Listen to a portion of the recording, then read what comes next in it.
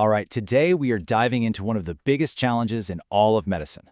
What do you do when the heart starts to lose its strength? We're going to break down the pharmacology of heart failure, looking at it like a battle on two different fronts. You've got the immediate life-or-death crisis, and then you've got the long strategic war. Let's get right into it. Just think about that for a second. Your heart beats something like 100,000 times a day, every single day, without ever taking a break. It's an absolute masterpiece of engineering. But what happens when that incredible engine starts to fail? When it just can't keep up with what the body needs? Well, the consequences are massive and they ripple through the entire system. And that condition is what we call congestive heart failure, or CHF. At its core, it's a low-output problem. The pump is weak, and it just can't move blood effectively. The result? It's like a system-wide traffic jam. Blood and fluids start backing up everywhere, in the lungs, in the legs, you name it. Now, sometimes this chronic problem can just flare up into a full-blown emergency. This is what doctors call acute, or decompensated heart failure. And make no mistake, this is a life-threatening situation where the whole system is completely overwhelmed. So in a crisis like this, the goals are super simple and super urgent. Goal number 1, get rid of all that excess fluid. You've got to bail out the water, fast. And goal number 2, you have to boost the heart's pumping power to get things moving again. That's it. Decrease the fluid and increase the power. To deal with that fluid overload, the go-to drugs are diuretics. And there are really two main options here. For an acute crisis, you bring in the heavy hitters, loop diuretics. They are incredibly strong and they act fast. Think of it like calling in the fire department to pump out a massive flood. On the other hand, you have thiazides. They're weaker, they work longer, which makes them much better for long-term maintenance, like managing blood pressure. Okay, so what about that second goal, cranking up the pumping power? For that, we turn to drugs called inotropes. Take a look at this diagram. An inotrope, like dobutamine, finds these little beta-1 receptors on heart cells and latches on. That kicks off a whole chemical reaction inside the cell that boosts a messenger called cAMP, which basically screams at the heart muscle to contract with a lot more force. It is literally like flooring the accelerator to get a stalled engine to turn over. But look, managing the crisis, that's just the beginning. Most patients are living with chronic heart failure every day, and that requires a totally different mindset, a completely different long-term strategy. This is not about an emergency fix anymore. This is about settling in for the long haul. And this is where things get really, really fascinating. Because with chronic failure, we stumble into this cruel paradox. The body's own natural survival instincts, the emergency responses that are hardwired into our DNA, they actually end up making the weak heart work even harder, creating this dangerous, vicious cycle. So, let's follow this vicious cycle. As soon as the heart's output drops, the body panics. It hits the big red button and floods the system with adrenaline. That's the increased sympathetic activity you see here. Now, this makes the heart beat faster and harder, which, sounds like a good idea, right? But over time, this constant state of overdrive just wears the heart out. It increases its workload, and it causes actual physical damage. And at the very same time, the body fires up this hormonal system called the RAS. What does it do? It tightens up blood vessels and tells the kidneys to hang on to salt and water.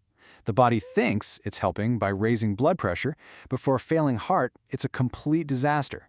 It's like trying to push water through a pinched hose. It just makes the pressure and the backup so much worse. So our long-term goals have to be the exact opposite of the body's panic response. We have to decrease the heart's workload. We need to manage that fluid buildup sustainably, and maybe most importantly, we want to actually reverse the physical damage that's been done to the heart muscle. And to hit those goals, we use a combination of what we call cornerstone therapies. Don't think of these as a quick fix. Think of them as a long-term support system designed specifically to protect the heart and give it a chance to heal. First up, we have ACE inhibitors and ARBs. You might recognize their names. They usually end in pril or sartan.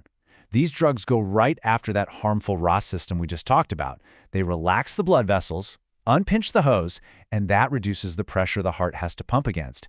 It lightens the load, and critically, it's been proven to help patients live longer.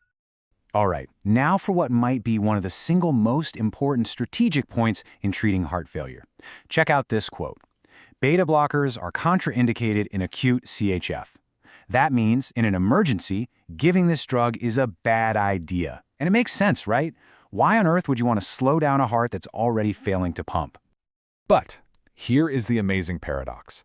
While they're dangerous in a crisis, beta blockers are absolutely essential for long-term survival. In chronic failure, they act like a shield, protecting the heart from that constant damaging wash of adrenaline. By forcing the heart to slow down and rest, they actually allow it to heal, to reverse some of that structural damage, and, over time, to get stronger. It's a key therapy that also saves lives. Next, let's talk about an older drug, but one that's still really important, digitalis. The way this works is just fascinating. As you can see here, digitalis blocks this tiny little pump on the surface of heart cells.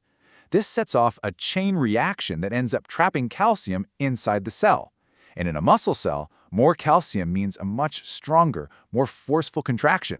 And this brings up such a crucial point in pharmacology. See, there are two main forms of this drug, digoxin and digitoxin.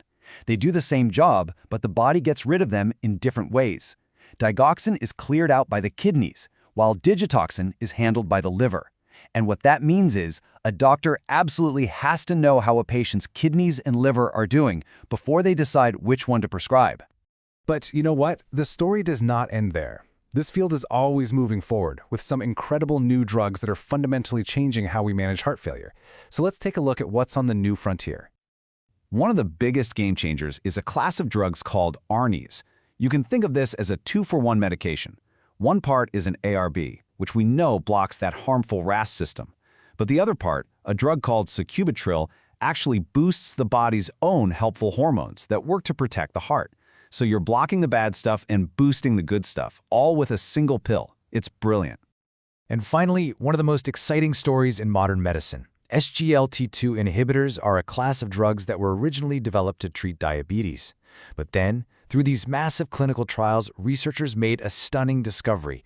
They have a profound protective effect on the heart. They've been proven to decrease mortality in heart failure patients, even in people who don't have diabetes at all. It's just a revolutionary repurposing of a medication. So here's the bottom line. Our ability to treat heart failure has evolved from just managing symptoms to fundamentally altering the disease itself. We now have these incredible tools that can block the body's worst instincts, boost its best defenses, and even help the heart muscle heal itself. Which, of course, leads us to the one final fascinating question: what's next?